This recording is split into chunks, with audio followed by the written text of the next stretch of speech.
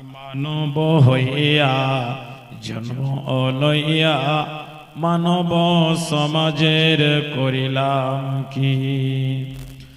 আমার বাল্যকাল গেল হাসিতে খেলিতে, আমার বাল্যকাল গেল হাসিতে খেলিতে, যৌবন কাল গেল রঙে। আমার বাল্যকাল গেল হাসিতে খেলিতে, যৌবন কাল গেল রঙে। আমারে কেশ পাকিবে দন্ত খসিবে, সম্বল হবে মোর লাঠি। তখন পুত্র পরিজন, তখন পুত্র পরিজন সকলে বলিবে, তখন পুত্র পরিজন সকলে বলিবে, এ জঞ্জাল মরিলে শান্তি পাবরে মন আমার। আমি মানব হইয়া জন্ম লইয়া মানব সমাজের করিলাম কি। সমস্ত প্রশংসা গুণগান গুণকীর্তন আরাধনা उपासना पूजो पाठ स्तुति बात। माइक माइक आवाज पतली कीजिए, बहुत मोटी आवाज है। समस्त प्रशंसा गुणगान गुण कीर्तन आराधना उपासना पूजो पाठ स्तुति बात সেই মহান করুণাময় আল্লাহর জন্য, যিনি আমাদিগকে সর্বের সেরা অতি উত্তম করে এই পৃথিবীর বুকে প্রেরণ করেছেন। তাই একবার সকলে প্রাণ খুলে মহব্বতের সাথে সেই মহান করুণাময় আল্লাহর প্রশংসায় বলি আলহামদুলিল্লাহ। তারপরে পরে আমাদের ধর্মের নেতা, ধর্মের গুরু মামিনার লাল মুরুর দুলাল আহমদে মুজতবা মুহাম্মদে মুস্তাফা জনাবে মুহাম্মদুর রাসূলুল্লাহ পড়ুন সাল্লাল্লাহু আলাইহি ওয়াসাল্লামের উপর কোটি কোটি শান্তির ধারা অবতীর্ণ হোক। আল্লাহুম্মা সাল্লি আলাইহি আল্লাহুম্মা বারিক আলাইহি। এই বাবুরা বসে যান, আমাকে শুধু স্টেজে নিয়ে আসা হয়েছে এই মজলিসটার মেজারমেন্ট করার জন্য। যেহেতু আপনারা বসে যান, আমাদের যিনি প্রধান বক্তা মৌলানা মনব্বর হোসেন সাহেব আসামুনি উপস্থিত হয়ে গেছেন। আপনারা একে একে বসুন আর ধারাবাহিকতা ভাবে আপনাদের সামনে বক্তা এনে দেবেন। ভাই বন্ধু, আমি পবিত্র মহাল গ্রন্থ থেকে একটি কোরআনের আয়াত টুকরো তেলাওয়াত করেছি। সে আয়াতকে কেন্দ্রবিন্দু করে আমি অল্প সময়ের মধ্যে আমি আমার বক্তব্য এটি টানবো। ওমা তৌফিকি ইল্লা বিল্লাহ। আল্লাহ রাব্বুল আলামিন পবিত্র কোরআন মাজিদে উল্লেখ করেছেন, ইন্নাল্লাযীনা ক্বালু রাব্বুনাল্লাহু সুম্মা ইসতাকামু তাতানাজ্জালু আলাইহিমুল মালায়েকা। যারা বলল যে আমাদের রব হলো আল্লাহ, আমাদের প্রভু হলো আল্লাহ, আমাদের মালিক হলো আল্লাহ, তারপরে শুধু বলে নয়, বলার পরে তার উপরে যদি কোনো রকমের আপদ বিপদ মুসিবত কিছু যদি চলে আসে, তো এই মুসিবতকে মুসিবত মনে না করে তার উপরে অটল থাকা।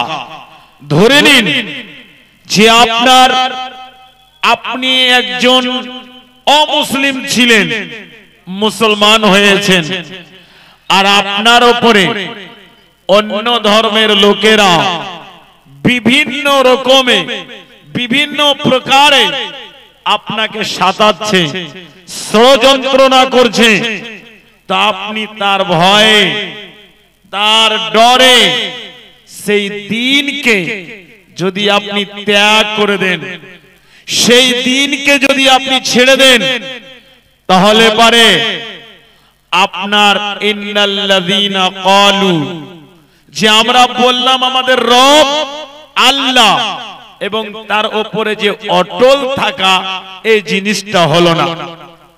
সে টাকার লোভে হোক কিংবা দুনিয়ার কোন মুহাব্বত প্রেম প্রীতি ভালোবাসায় পড়ে যেয়ে হোক, আপনাকে কখনোই আল্লাহর রাস্তা থেকে হটে যেতে হবে না। বন্ধুগণ, আমরা আজকে বাড়িতে কোরআন হাদিস পেয়েছি, বাজার থেকে ক্রয় করে আনছি, আর সেই কোরআনকে বাড়িতে রাখছি, কিন্তু জানি না এই কোরআনকে পৃথিবীর বুকে গোছাইত ভাবে আনার জন্য এই কোরআনকে আমি কোন জায়গা থেকে পেলাম, কেমন করে পেলাম। যেই লোকটা আগে ছিল সাদিক, আগে ছিল আমিন, যাকে ভালো মানুষ বলে আখ্যায়িত দিত, যে এই লোকটার ব্যবহার খুব ভালো, এই লোকটার আচরণ খুব ভালো। আর যেই দিন থেকে নবী বললেন যে তোমরা সবাই যে মূর্তির পূজা, বুতের পূজা করছো, অন্যান্য ধর্মের পূজা করছো, এইগুলোকে ত্যাগ করে দিয়ে এক আল্লাহর দিকে অগ্রসর হয়ে যাও, সেই দিন থেকেই নিজের চাচা, ভাতিজা, গ্রামের লোক সবাই উল্টো হয়ে গেল। হক কথা বলবেন, উল্টো হয়ে যাবে। ভালো কথা বলবেন, আপনার রাস্তা বেঁকিয়ে যাবে, আপনাকে বিভিন্ন রকম করে জ্বালা যন্ত্রণায় তারা গ্রাস করবে। ভাই আমার, যখন নবী এই দিনের প্রচারের কথা, দিনের কথা, কোরআনের কথা বলতে লাগলো, নিজেরই আত্মীয়র লোকেরা দুশ্মন হয়ে গেল। ভাই আমার, বন্ধু আমার, আব্বা জানেরা আমার, আপনাদের সংক্ষিপ্ত আকারে বলি, যখন নবী আমার নিজের চাচা, নিজের ভাতিজা, নিজের আত্মীয় স্বজনকে বলতে লাগলো, যখন এই আয়াত অবতীর্ণ হলো, ওয়া আনজির আশিরাতাকাল আকরাবিন, তোমার যেগুলো রিশতেদার আছে, তোমার যেগুলো সম্পর্কীয় লোক আছে, ওই সমস্ত সম্পর্কের লোকেরাকে আল্লাহর ভয় দেখাও, আল্লাহর দিকে তাকে আহ্বান করো, আল্লাহর দিকে ডাকো। তখন মক্কার বড় বড় লিডারেরা, মক্কার নিজের বাপ চাচারা, নিজের চাচারা, আত্মীয় স্বজনেরা সবাই দুশ্মন হয়ে গেল, নবীকে বিভিন্ন রকম করে কষ্ট দিতে লাগলো। এমন কি সেই নবী কোরআনের প্রচার করবে, নবী কোরআনের প্রচার করবেন, মূর্তির পূজা করতে নিষেধ করছে। কেউ কেউ বলতে লাগলো যে আমরা এতদিন পর্যন্ত বুতের পূজা করলাম, মূর্তির পূজা করলাম, আর আজকে এই বকরির ছাগল, যেই বকরি চড়াতো, বকরির রাখাল, আজকে বলছে যে এই সমস্ত জিনিসকে ত্যাগ করে দিতে হবে। ওরে মুসলমান, তোরা হারাস না ঈমান, ওরে মুসলমান, তোরা হারাস না ঈমান। নামাজ পড়ো, রোজা রাখো, নামাজ পড়ো, রোজা রাখো, শক্ত করে ধর কোরআন। ওরে মুসলমান, তোরা হারাস না ঈমান। যদি করিস তুই নামাজ রোজা, থাকবে না তোর পাপের বোঝা। যদি করিস তুই নামাজ রোজা, থাকবে না তোর পাপের বোঝা। এমনি করে পাবি রে তুই জান্নাতিয়া দান। ওরে মুসলমান, তোরা হারাস না ঈমান। সমস্ত লোকেরা যখন নবীর দুশ্মন হয়ে গেল, এমন কি মক্কা নগরে বসবাস করা নবীর জন্য কঠিন হয়ে গেল। ভাই আমার, বন্ধু আমার, শুধু তাই নয়, নবী সমস্ত লোকেরা তারিখের ভিতরে এসেছে, যখন ওই জায়গাতে থাকা কঠিন হয়ে গেল। এক নয় দুই নয়, তিন বছর ধরে নবীর একটা শিয়াবে আবি তালেব বলে একটা গর্ত, ওই গর্তের ভিতরে তাদেরকে থাকতে হলো। এক নয়, দুই নয়, তিনটি বছর ছোট ছোট ছেলে মেয়েরা ওই গর্তের ভিতরে তারা থাকলেন। তারিখের ভিতরে এসেছে যখন আমার মুসলমানেরা ওই গর্তের ভিতর থেকে উঠে বাজারে যায় ডাল কিনতে, চাল কিনতে, তখন কাফেরেরা, বেধর্মীরা, বেঈমানেরা, দুষ্ট দুরাচারেরা ওই চালের দামকে, ওই আপনার সবজির দামকে বেশি করে বাড়িয়ে দিয়ে ওই সমস্ত জিনিসগুলো ক্রয় করে নেয়, যেন মুসলমানেরা কিনতে না পারে, যেন মুসলমানেরা ক্রয় করতে না পারে। যখন মুসলমানেরা ওই সামানগুলো কিনতে পারবে না, ওই সামানগুলো যখন ক্রয় করে আনতে পারবে না, তখন অটোমেটিক মুসলমানেরা ভয় পেয়ে যাবে। আর মুসলমানেরা না খেয়ে যখন কষ্ট পাবে, অটোমেটিক তারা ইসলাম ত্যাগ করে দেবে। শুধু তাই নয়, এই 3 বছরের মধ্যে আমার মুসলমানেরা কোরআনকে বাঁচাবার জন্য, এই কোরআনকে সারা পৃথিবীতে টিকিয়ে রাখার জন্য ভাত যখন খাবার খেতে পায়নি, গাছের ছাল পর্যন্ত তারা চিবিয়ে চিবিয়ে খেয়ে, যেমন ছাগলে মহিষে যেমন পায়খানা করে, তেমন আমার মুসলমানেরা সেই রকম করে পায়খানা করেছে। তবু শিকার কিন্তু ইসলামকে তারা ত্যাগ করে। ওরে আমরা কেমন মুসলমান, মোদের ঠিক নাই তো ঈমান। আমরা কেমন মুসলমান, মোদের ঠিক নাই তো ঈমান। পার্লামেন্টের মেম্বারেরা আইন তৈরি করে, তারা পার্লামেন্টের মেম্বারেরা আইন তৈরি করে, তারা তাদের হাতে জবাই হয় পবিত্র কোরআন। মোরা কেমন মুসলমান, মোদের ঠিক নাই তো ঈমান। মোরা এমন ভাবে পার্টি করে, মোরা এমন ভাবে পার্টি করে, ভাই ভাই লড়ে মরি। মোরা এমন ভাবে পার্টি করি, ভাই ভাই লড়ে মরি। চাকরি পাওয়ার লোভে মোরা বলি পান্তি মুতারা মোরা।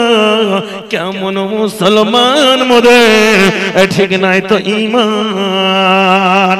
ভাই আমার, বন্ধু আমার, আব্বা জানের আমার, আজকে আমরা বাজারে যাই আর বাজার থেকে কোরআন কিনে এনে রমজান মাস যখন আসে তখন মনে হচ্ছে সবাই মুসাল্লি হয়ে গেছে, সবাই আল্লাহওয়ালা হয়ে গেছে।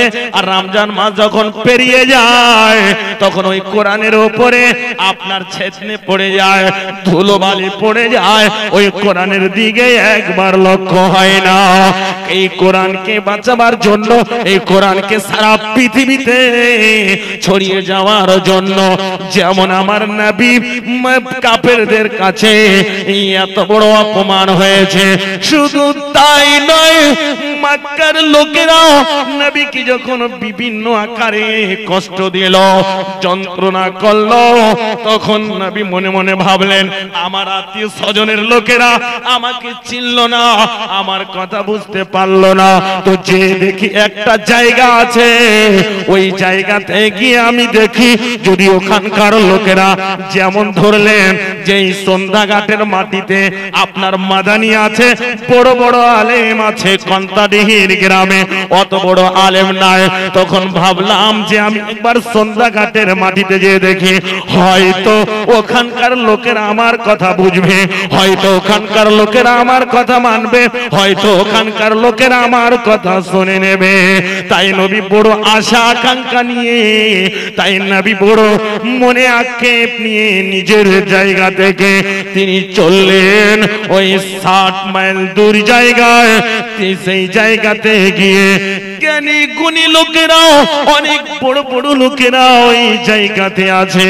নবী গিয়ে বললেন, ও ভাই আমার, বন্ধু আমার, আমার নাম মুহাম্মদ সাল্লাল্লাহু আলাইহি ওয়াসাল্লাম, আমার মায়ের নাম আমেনা আর বাবার নাম আব্দুল্লাহ। আমার মা দুনিয়াতে নাই, আমার আব্বাও দুনিয়াতে নাই। আমার দাদা আব্দুল মুতাল্লিব তিনিও দুনিয়া থেকে চলে গেছে। আমি ইয়াতীম, আপনাদের কাছে এসেছি শুধু একটা কথা বলার জন্য, বেশি বলবো না। ওখানকার জ্ঞানী গুণী লোকেরা বলল যে একটা কোন এমন একটা এই ছেলেটা কথা বলবে বলো। আমি বেশি বলবো না, শুধু একটাই কথা বলবো, ওই কথাটা তোমরা মনে চোখ দিয়ে শুনে নাও। ভাই আমার, বন্ধু আমার, নবী আশা আকাঙ্ক্ষা নিয়ে জ্ঞানী গুণী লোকের কাছে গেলেন। যাওয়ার পরে ওখানে নবীকে তখন ওই বড় লোকগুলো অনুমতি দিল, তুমি যখন এত আশা নিয়ে এসেছো একটা কথা বলো। নবী তখন বললেন, তাহলে মন দিয়ে শোনো। নবী তখন বলছেন, আল্লাহর কোরআন তার প্রমাণ করে।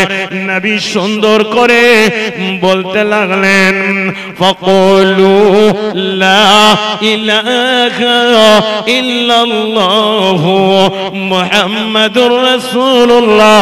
নবী বললেন, ফাকুলু লা ইলাহা ইল্লাল্লাহু তুফলিহুন, তোমরা শুধু একটাই শব্দ বলো, লা ইলাহা ইল্লাল্লাহ, তোমরা কামিয়াব হয়ে যাবে। তুমি বিনে নাই রে মাবুদ, বলেন কোরআন, ইল্লাল্লাহ, লা ইলাহা ইল্লাল্লাহ, তুমি বিনে নাই রে মাবুদ, বলেন কোরআন, ইল্লাল্লাহ, লা ইলাহা ইল্লাল্লাহ। নবী যখন প্রচার করেন, নবী যখন প্রচার করেন, এ কলেমা বলে কাফিররা পাথর মারে, কাফিররা পাথর মারে, সঙ্গে দলে দলে। নবী যখন প্রচার করেন, এ কলেমা বলে কাফিররা পাথর মারে, সঙ্গে দলে দলে। কেউ তো বলে জাদুগিরি, কেউ তো বলে জাদুগিরি, কেউ তো বলে রাসূলুল্লাহ, লা ইলাহা ইল্লাল্লাহ মুহাম্মাদুর রাসূলুল্লাহ। নবী বললেন, আমি বেশি কথা তোমাদের বলবো না, শুধু একটাই কথা বলবো। জি, আমি শেষ করে দিচ্ছি, মাত্র 10টা মিনিট। আপনারা অত অধৈর্য হয়ে না, আমি বুঝতে পারছি। এবারে নবী বললেন, শুধু একটাই কথা আমি বলবো, লা ইলাহা ইল্লাল্লাহ পড়ো, তোমরা কামিয়াব হয়ে যাবে, তোমরা সাকসেসফুল হয়ে যাবে। ওই তায়েফের লোকেরা যেমনই লা ইলাহা ইল্লাল্লাহর শব্দ তিনি উচ্চারণ করেছে, তায়েফবাসীরা বড় বড় লিডারেরা বুঝতে পেরে নিল যে লা ইলাহা ইল্লাল্লাহর মানে কি। ওরা আরবি জানতো, ওরা আরবি বুঝতো, সঙ্গে সঙ্গে ওরা বলল, এইটা তো একজন পাগল দিওয়ানা চলে এসেছে। কারণ আমরা এতদিন 360টি ভূতের পূজা করলাম, আমরা অন্যান্য ধর্মের পূজা করলাম, আমরা অন্য অন্য মাবুদের পূজা করলাম, আর এমন একটা পাগল না ছাগল, এ বলছে যে লা ইলাহা ইল্লাল্লাহর মানে ও দুনিয়াতে আল্লাহ ছাড়া কোনো ইলাহ নাই, আল্লাহ ছাড়া কোনো এর মাবুদ নাই।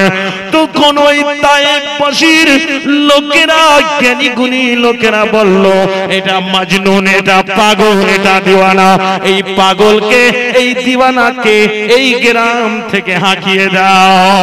আপনারা জানেন আলামিন আপনারা দেখেছেন যখন আপনার গ্রামে কোনো পাগলি বা পাগলা চলে আসে, ছোট ছোট ছেলেরা তার পিছনে কত রকমের ঢেল চালায়, ইটকেল চালায়, পাটকেল চালায়, আর ওই পাগলিটা ওই পাগলটা গ্রাম থেকে বেরিয়ে যায়। ওই মক্কা ওই তাইফবাসীর বড় বড় লিডারেরা বলল, এটা পাগল চলে এসেছে, এটা দিওয়ানা চলে এসেছে, একে গ্রাম থেকে তাড়িয়ে দাও। সমস্ত ছোট ছোট ছেলেরাকে আওবাসে রাখে, ছোট ছোট ছেলেরাকে ওই নবীর পিছনে লেলিয়ে দিল। আল্লাহরে আল্লাহ, যেই নবীর জন্য এত বড় জালসার আয়োজন, যেই নবীর জন্য এত বড় বড় এদারা কায়েম আছে, নবী যদি না থাকতেন এত বড় বড় এদারা কোথা থেকে আসতো?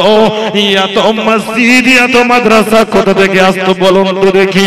সেই নবীকে মারার জন্য সমস্ত লোকেরা পাগলের মতো হয়ে গেছে। নবীর পিছনে ছোট ছোট ছেলেরা খেলে নিয়ে দিয়েছে। ওই ছেলেরা এত বড় বড় পাথরগুলো নবীর গায়ে মারে। নবীর চেহারা এত লাল টকটকে চেহারা, আল্লাহরে আল্লাহ, এত লাল টকটকে চেহারা, কোনটা পাথর গিয়ে নবীর গায়ে লাগে, ওই চামড়াটা ফেটে গিয়ে, ওই চামড়া ফেটে গিয়ে রক্তগুলো বইতে লাগে, আর কোনটা পাথর গিয়ে গায়ে লাগে কিন্তু চামড়া ফাটে না, ওই জায়গাটা রক্ত জমে গিয়ে কালো হয়ে যায়। এত মার মারতে লাগলো, নবী গা থেকে খুন ঝরতে লাগলো, খুন পড়তে লাগলো। এমনকি নবী মুহাম্মদ সাল্লাল্লাহু আলাইহি সাল্লামের জুতোতে খুন বয়ে বয়ে জুতো ভিজে গেল, জুতোতে খুন জমে গেল। নবী একজন লোকের বাগানে এসে তিনি আর চলতে পারেন না, তিনি বেহুশ হয়ে গেছেন। ওই সময় যে নবী বেহুশ হয়ে গেছেন, কারনে মানাজিল বলে একটা জায়গা, ওই কারনে মানাজিলে নবী বেহুশ হয়ে আছেন। ওই বাগানের যিনি চালক বাহক, বাগানের যিনি গোলাম, ওই গোলামটা বাগান থেকে কিছু কাঁচা খেজুর এবং কিছু পাকা খেজুর পেড়ে এনে দিলেন। জানি না এই বেহুশ লোকটা কাঁচা খেজুর খেতে ভালোবাসেন না পাকা খেজুর খেতে ভালোবাসেন, তাই কাঁচা কিংবা পাকা খেজুর গুলো এনে দিলেন। কাঁচা খেজুর পাকা খেজুর খেয়ে নবী এই হুঁশে আসলেন। আসার পরে ওই সময় হঠাৎ করে আল্লাহ রাব্বুল আলামিন হযরতে জিবরাইল আমিনকে পাঠালেন। জিবরাইল আমিন এসে বলছেন, ও আল্লাহর নবী গো, ও সিরাজাম মুনিরার নবী, আপনি তায়েফের ময়দানে গিয়েছিলেন মানুষকে হেদায়েত করার জন্য, আপনি তায়েফের ময়দানে গিয়েছিলেন মানুষকে কুফা থেকে সুফতে আনায়নের জন্য, কিন্তু তায়েফবাসীরা নিজের গ্রামের লোকেরাও চিনল না, তায়েফবাসীরাও তায়েফের লোকেরাও তোমাকে চিনল না, মেরে রক্তে রক্তিত করে দিল, মেরে খুন খারাবা করে দিল।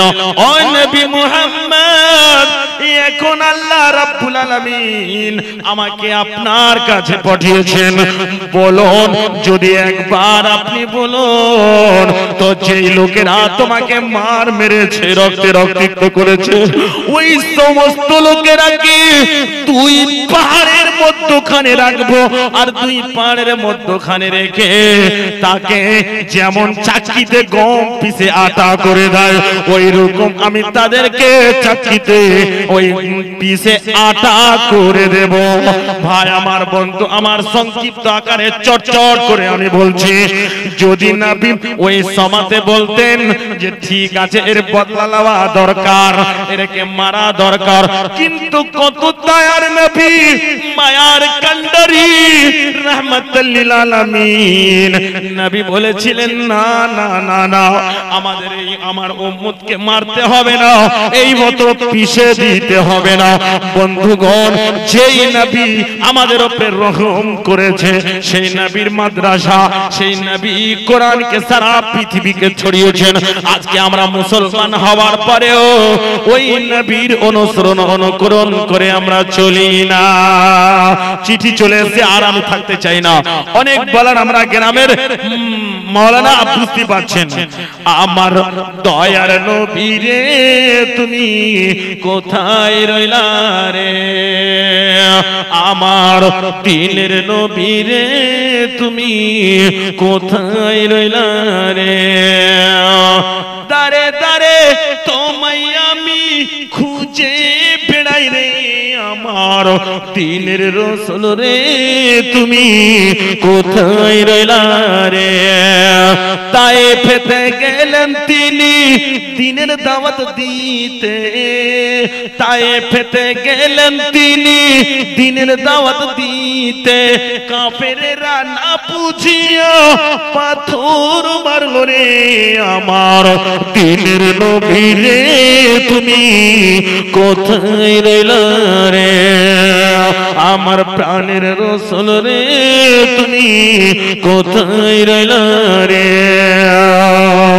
নীরবেতে শুয়ে আছেন, নীরবেতে শুয়ে আছেন মদিনারি বুকে, নীরবেতে শুয়ে আছেন মদিনারি বুকে, বিচার দিনের তুমি আমার, বিচার দিনের তুমি আমার শাফি হয়ো রে, আমার দিনের মাওলা গো, আমার প্রাণের রসুল গো তুমি কোথায় রইলা গো। আসসালামু আলাইকুম ওয়া রাহমাতুল্লাহ।